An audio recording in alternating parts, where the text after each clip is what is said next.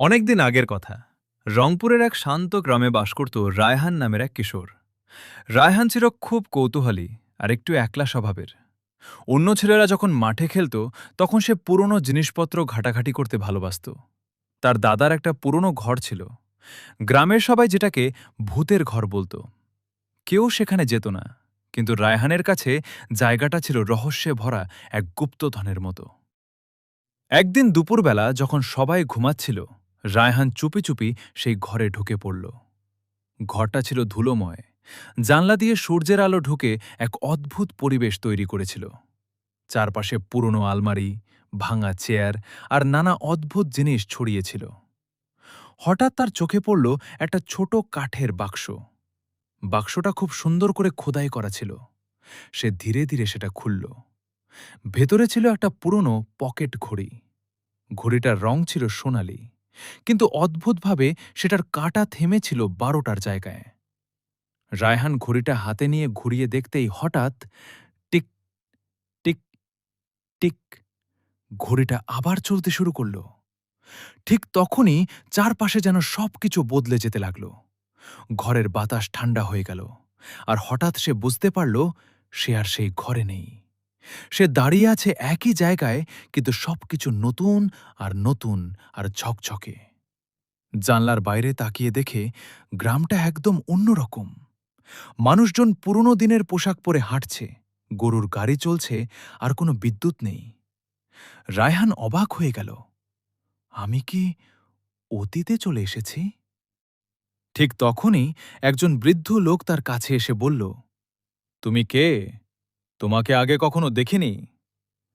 রায়হান ভয় পেলেও বলল, আমি আমি রায়হান। আমি জানি না আমি এখানে কিভাবে এলাম। বৃদ্ধ লোকটা একটু হেসে বলল, এই ঘড়িটা তোমার কাছে আছে তো? তাহলে তুমি সময়ের দরজা খুলে ফেলেছ।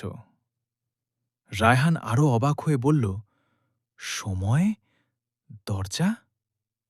বৃদ্ধ লোকটি বলল, এই ঘড়ি সাধারণ কোনো ঘড়ি না। এটা যার কাছে থাকে সে সময়ের ভেতর ভ্রমণ করতে পারে, কিন্তু সাবধান, একবার হারিয়ে গেলে আর ফিরে আসা কঠিন। রায়হান বুঝতে পারল সে বড় একটা বিপদে পড়েছে। সে সে দ্রুত ফিরে যেতে চাইল, কিন্তু কিভাবে? বৃদ্ধ লোকটি বলল, ঘড়ির কাঁটা আবার 12টায় আনতে পারলেই তুমি নিজের সময়ে ফিরে যেতে পারবে। কিন্তু সমস্যা হল, ঘড়ির কাঁটা এবার আর নড়ছে না। রায়হান হতাশ হয়ে বসে পড়ল। ঠিক তখনই সে দেখতে পেল দূরে একটা ছেলে নদীর ধারে কাঁদছে। রায়হান এগিয়ে গিয়ে জিজ্ঞেস করল, কি হয়েছে? ছেলেটা বলল, আমার বাবার একটা খুব মূল্যবান জিনিস হারিয়ে গেছে। আমি খুঁজে পাচ্ছি না। বাবা খুব রাগ করবে।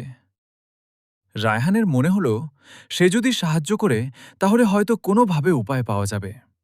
সে অনেকক্ষণ ধরে খুঁজতে লাগল। শেষে নদীর কাদার মধ্যে একটা ছোট লকেট খুঁজে পেল। ছেলেটা খুশিতে লাফিয়ে উঠল, ধন্যবাদ, তুমি না থাকলে আমি শেষ হয়ে যেতাম। ঠিক তখনই রায়হানের হাতে থাকা ঘড়িটা হালকা কাঁপতে লাগল। সে দেখল ঘড়ির কাঁটা একটু নড়েছে। সে বুঝল ভালো কাজ করলেই হয়তো ঘড়ি কাজ করছে। এরপর সে আরও কয়েকজন মানুষকে সাহায্য করল। একজন বৃদ্ধাকে রাস্তা পার করালো, একটা হারানো গরু খুঁজে দিল, একটা ছোট বাচ্চাকে তার মায়ের কাছে পৌঁছে দিল। প্রতিবারই ঘড়ির কাঁটা একটু একটু করে এগোতে লাগল। শেষে যখন ঘড়ির কাঁটা আবার 12টায় পৌঁছালে, ঝটকা, চারপাশ আবার ঘুরে উঠল। রায়হান চোখ খুলে দেখে সে আবার সেই পুরনো ঘরে দাঁড়িয়ে আছে। সবকিছু আগের মতোই। ঘড়িটা আবার থেমে গেছে। সে ধীরে ধীরে বাইরে বেরিয়ে এলো। তার মনে হচ্ছিল এটা কি সত্যিই ঘটেছিল নাকি স্বপ্ন। কিন্তু তার হাতের মুঠোয় এখনও সেই ঘড়িটা। সে আকাশের দিকে তাকিয়ে হেসে বলল, সময় শুধু এগিয়ে যায় না, ভালো কাজও সময়কে বদলে দিতে পারে। তারপর থেকে রায়হান আর শুধু রহস্য খোঁজেনি, সে মানুষের উপকার করাকেই নিজের সবচেয়ে বড় কাজ বানিয়ে নিল। আর সেই ঘড়ি, সে সেটাকে লুকিয়ে রাখল, কারণ সে জানে সবাই সময়ের শক্তি ব্যবহার করার জন্য প্রস্তুত না।